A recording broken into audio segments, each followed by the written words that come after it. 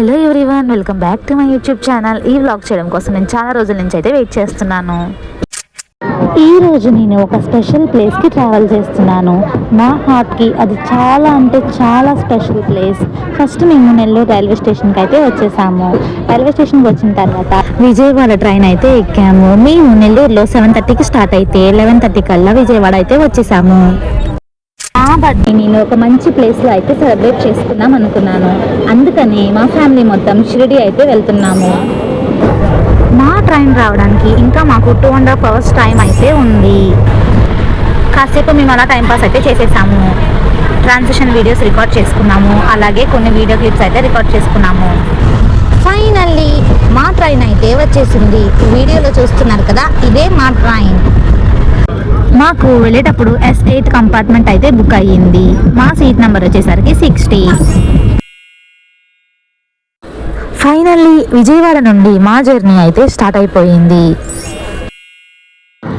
మేము షిరిడికి ట్రావెల్ చేస్తున్నప్పుడు చాలా మంచిగా ఎంజాయ్ చేసాము. ఎందుకంటే ఒక్కొక్కసారి ఒక్కొక్క ఎక్స్పీరియన్స్ ఉంటుంది. ఈసారి మాకు మంచిగా జర్నీ అయితే జరిగింది. అలా మేము ఆంధ్రప్రదేశ్ స్టేట్ నుండి మహారాష్ట్ర స్టేట్కి వచ్చేసాము. అలా మేము ఛత్రపతి సంభాజీ నగర్ అయితే 6:30 కల్లా వచ్చేసాము. నెక్స్ట్ స్టాప్ ఇంకా నాగర్సోలే.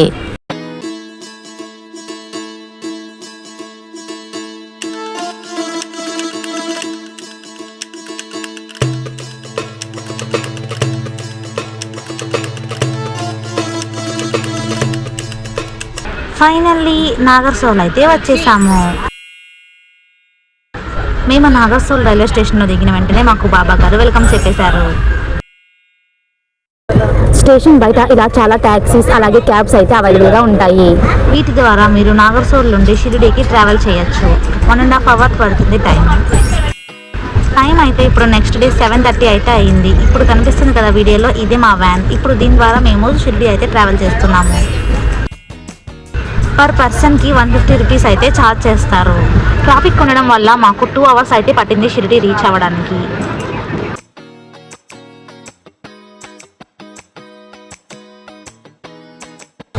షిరిడీ వెళ్లే ముందు కోపర్గాన్ అనే ఒక విలేజ్ వస్తుంది. అక్కడ శ్రీ సాయిబాబా తపోభూమి మందిర్ అయితే ఉంది. మేము అక్కడికి వెళ్ళి దర్శించుకున్నాము.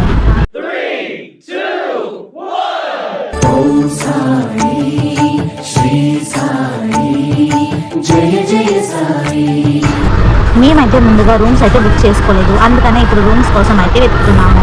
సాయిబాబా భక్త నివాస్ అనే ప్లేస్లో రూమ్స్ చాలా మంచి బడ్జెట్ రేంజ్లో అయితే దొరుకుతాయి. అలాగే చాలా క్లీన్లీనెస్గా ఉంటాయి.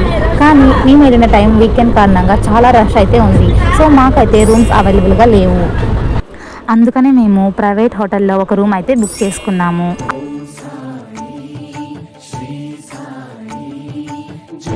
ఇక్కడ కూడా బాబా గారు మాకైతే వెల్కమ్ చెప్పేశారు. హోటల్లో చెక్ ఇన్ అయితే అయిపోయిన తర్వాత రెడీ అయిపోయి మేమైతే సాయిబాబా టెంపుల్కి స్టార్ట్ అయ్యాము.